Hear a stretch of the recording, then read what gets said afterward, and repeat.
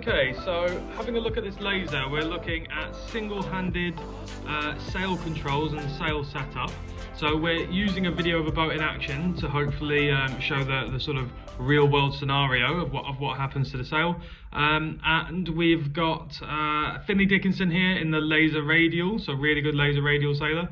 And we've got about five or six knots. So light winds, you know, varies. Obviously, it can go from 1 or 2 knots all the way to 6 or 7 knots maybe.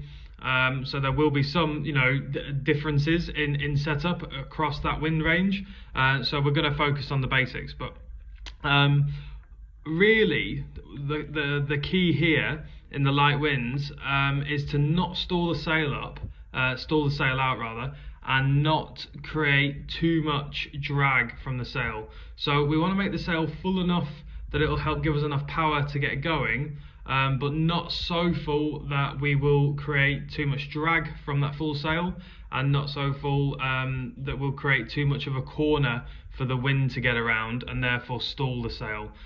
So in the end, what happens is you end up with a relatively flat sail, and the main sheet and the kicker become really important. So if you have a look, you'll notice that the blocks are right off the corner of the transom, and that's really important in the light winds. If on your single-hander, and here really happens a lot in the laser, if these blocks start to move inboard on the traveller towards where the tiller is, then what you'll end up doing is creating a huge corner for that light wind to have to get around as it flows over the sail. And unfortunately the wind struggles to do that and often deflects off the leeward side and stalls.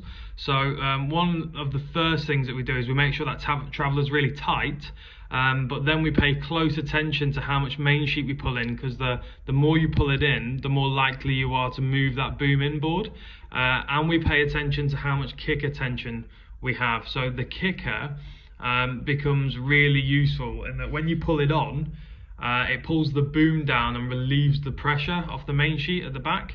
That helps keep the boom out towards the corner of the transom, and it also flattens the sail, so helps prevent that drag factor, and helps prevent having too full of a sail at the same time. So the most important thing is that we pull enough kicker on that the boom can stay out on the corner and we don't pull too much main sheet in.